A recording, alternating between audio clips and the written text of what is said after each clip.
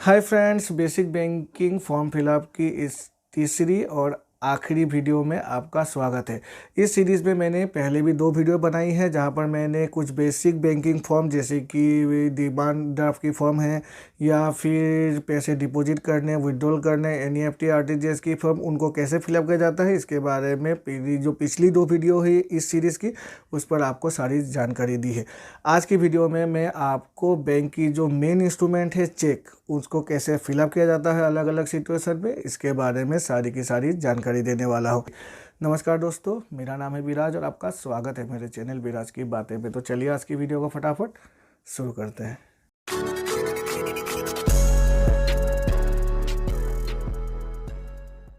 Chequebook की जो left hand side में होती है, यहाँ पर ऊपर में दी होती है डेट। ये सबसे इम्पोर्टेंट चीज़ होती है।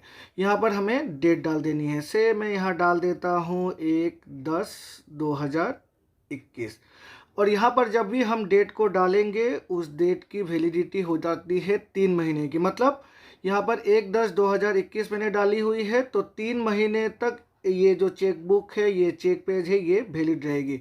आफ्टर 3 मंथ्स ये चेक स्टेल हो जाएगी और उसके बाद हम इस चेक से ना तो ट्रांसफ़र कर पाएंगे और ना ही पैसे निकाल पाएंगे। यहाँ पर दिया हुआ है पे का मतलब होता है अगर हम खुद अपने से जाकर बैंक में पैसे निकाल रहे हैं तो यहाँ पर हमें लिखनी होगी सेल्फ। ये अगर हम खुद जाकर पैसे निकाल रहे हैं तब। अगर हम किसी दूसरी पार्टी को दे रहे हैं पैसे निकालने के लिए तो थर्ड पार्टी की यहाँ पर हमें नाम लिखनी होगी। Third party name XYZ ABC, जिस भी नाम पे हमें, जिस भी पर्सन को हम पे कर रहे हैं उस पर्सन के नेम को लिखना है। या फिर अगर हम ट्रांसफ़र कर रहे हैं, किसी के नाम पर चेक को दे रहे हैं तो थर्ड पार्टी नेम यहाँ पर लिखनी है। से मुझे XYZ को पैसे देनी है तो मैं यहाँ पर XYZ दे दूँगा और मैं यहाँ पर इस तरह से अकाउंट पे लिख दूँगा। तो इसका मतलब ये हुआ कि ये जो जब मैंने अकाउंट पे लिख दिया है तो मतलब ये हुआ है कि ये जो चेक पेज मैंने इशू किया है XYZ को, उनको कैश लेने के लिए इशू नहीं किया हुआ है बल्कि उनके अकाउंट में डालने के लिए इशू किया है। लेकिन अगर हम खुद जाकर पैसे निकालने के लिए करते हैं तो यहाँ पर अकाउंट पे नहीं लिखना है, सेल्फ लिख देंगे या फिर XYZ नाम लिख देंगे तो बैंकर को पता चल जाएगा कि ये पैसे निकालने के लिए चेक पेज को इशू किया गया है।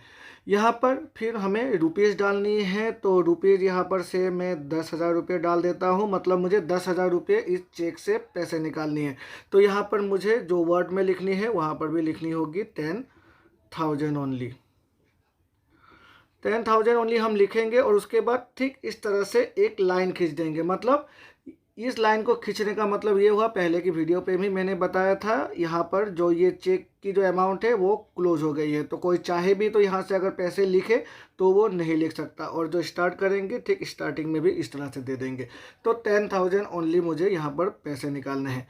यहाँ पर अकाउंट नंबर मेंशन नहीं किया हुआ है क्योंकि ये एक ऐसी चेक पेज है जो बैंक से इमरजेंसी के तौर पर दिया जाता है। लेकिन अगर आपके नाम पर चेक पेज इशू होगी तो यहाँ पर आपकी जो भी अकाउंट नंबर होगी वो अकाउंट नंबर यहाँ पर मेंशन किया हुआ होता है।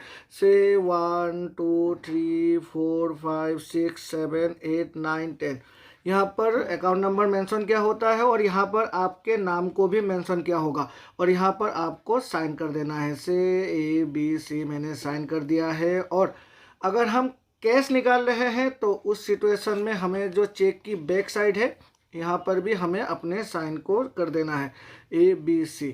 लेकिन अगर हम ट्रांसफ़र कर रहे हैं तो उस चेक पे हमें पीछे साइन नहीं करना है।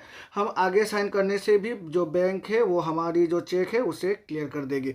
तो आपको याद रखना है, अगर हम कैश निकाल रहे हैं तो सेल्फ लिखेंगे, अगर खुद जाकर निकाल रहे हैं या फिर किसी दूसरी पार्टी को दे रहे हैं, थर्ड पार्टी को on behalf of our, then यहाँ पर हम थर्ड पार्टी की नेम लिखेंगे। या फिर अगर हम किसी को ट्रांसफ़र करने के लिए चेक दे रहे हैं तो उस पार्टी के नेम को भी यहाँ लिखेंगे और यहाँ पर अकाउंट पे कर देंगे। पैसे हमें वर्ड और फिगर दोनों में लिखना है और सिग्नेचर दोनों साइड में कर देना है। ये है अगर हम चेक से सिर्फ ट्रांसफ़र या फिर पैसे निकालने के लिए करते हैं। अब अगर मैं चेक पेज को देता हूँ NEFT करने के लिए या फिर ड्राफ्ट के लिए तो यहाँ पर मुझे लिखना होगा योर सेल्फ। योर सेल्फ का मतलब है हम बैंक को ये ऑर्डर या फिर बियरर के तौर पर ये ऑर्डर दे रहे हैं कि आप ऑन बिहाफ ऑफ आवर आप एनईएफटी या फिर आरटीजीएस के लिए पैसे को ट्रांसफ़र कीजिए या फिर ड्राफ्ट को इशू कीजिए। तो योर सेल्फ हम उसी सिचुएशन में लिखेंगे अगर हमें एनईएफटी या फिर आरटीजीएस करना है या फिर ड्राफ्ट या फिर बैंकर चेक इशू करना है। लेकिन अगर कैश है तो जैसे मैंने आपको कहा ठीक उसी बेसिस पे हमें चेक पेज को यहाँ पर इशू कर देना है। तो ये थी वो प्रोसीड्योर जिसके थ्रू अगर हम चेक पेज लिखते हैं तो बैंक हमारे पैसे को on behalf of hours clear कर देगी, चाहे वो कैश निकालने के लिए हो, चाहे वो थर्ड पार्टी ट्रांसफ़र करने के लिए हो या फिर एनईएफटी आरटीजीएस या फिर ड्राफ्ट इशू करने के लिए हो।